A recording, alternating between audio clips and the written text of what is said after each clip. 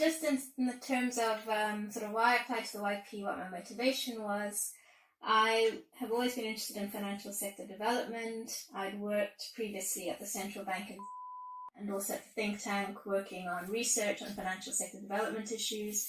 So I saw the bank as a natural progression in my career to broaden my exposure beyond what I'd worked on before. My focus was mostly in Africa before I joined the bank, and so I also wanted to work on countries outside of Africa. So that was sort of the main motivation, to broaden my exposure through the bank, work in different countries, but also stay within the financial sector development field. So that's essentially the motivation, and because the bank does have expertise in FSD, I thought that was a good fit for me.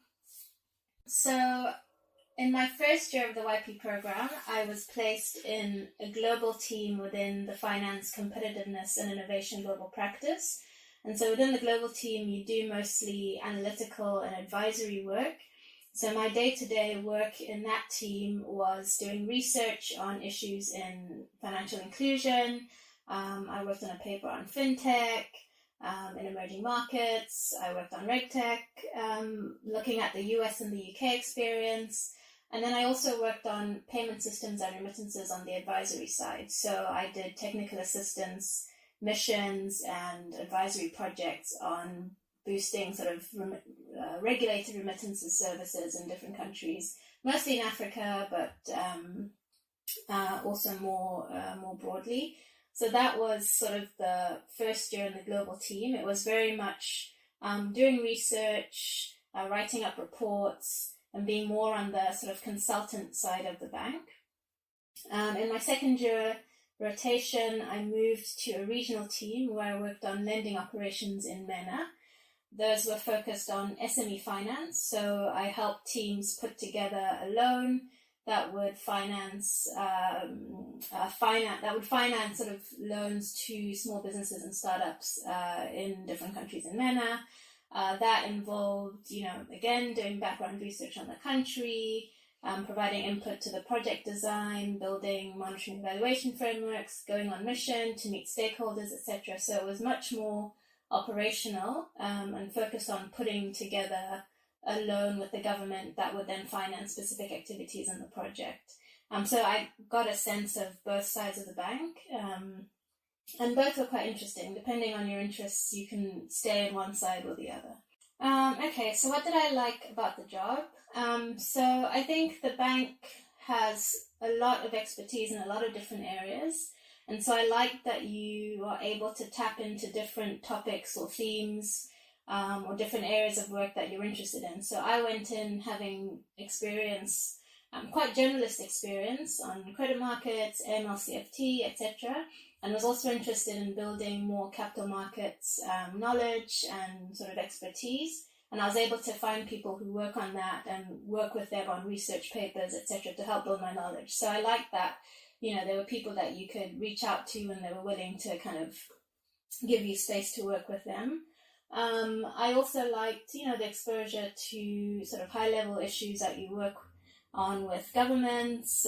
You get to see what the broader agenda is for a specific country, and you get to input to that. So that was quite interesting. What I didn't like, so in some parts of the bank, and this very much depends on where you sit, who your team is, who your manager is, there's very little structure around what you're doing on a day-to-day basis or on a quarterly basis. So you can, when you join as a new IP, you can find yourself sort of, sitting around not sure what you're supposed to do. And it takes quite a bit of time for people to get to know you, to know, what you can do, what your interests are. And that can be frustrating, especially if you've come from previous work where you were, doing quite a lot of work on the day-to-day, and then you join the bank and there's not much for you to do.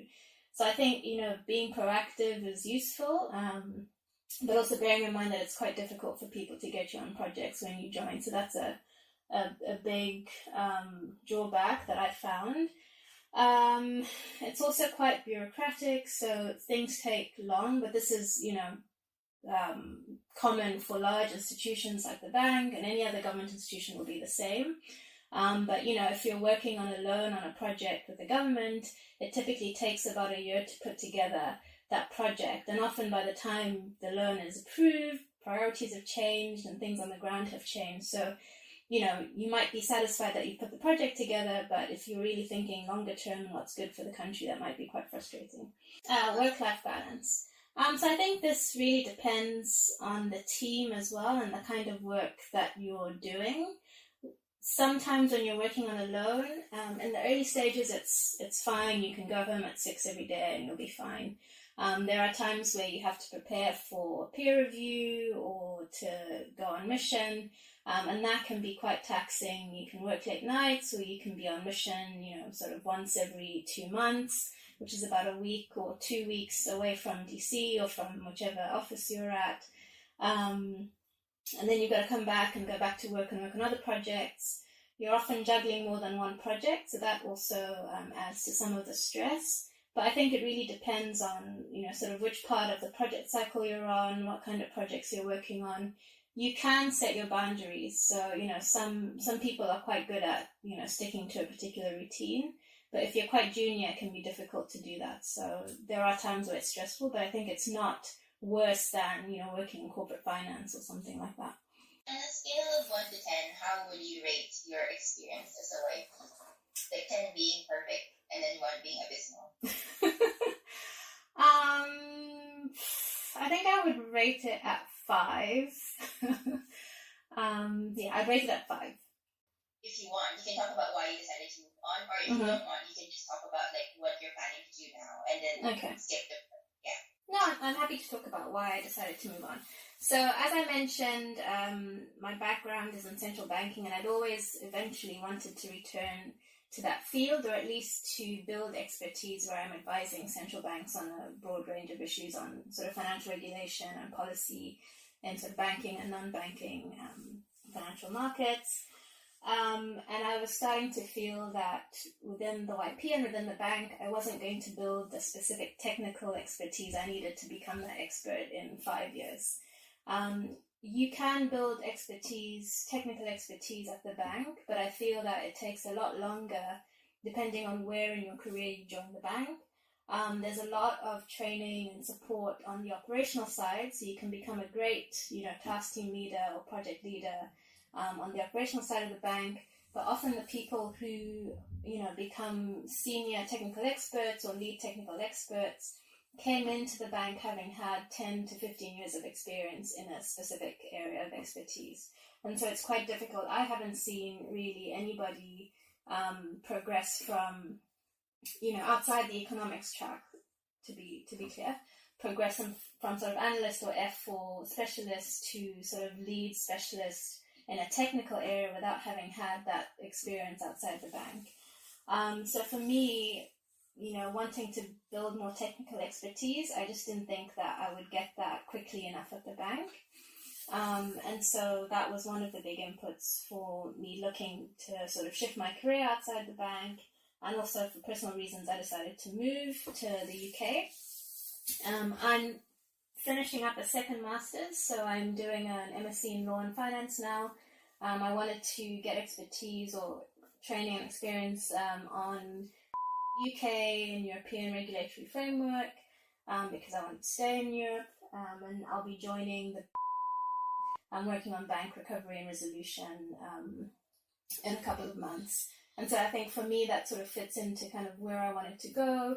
I'm hoping to build skills that will, in a few years from now, or 10 years from now, I'll be able to then work in my central bank in a sort of higher position.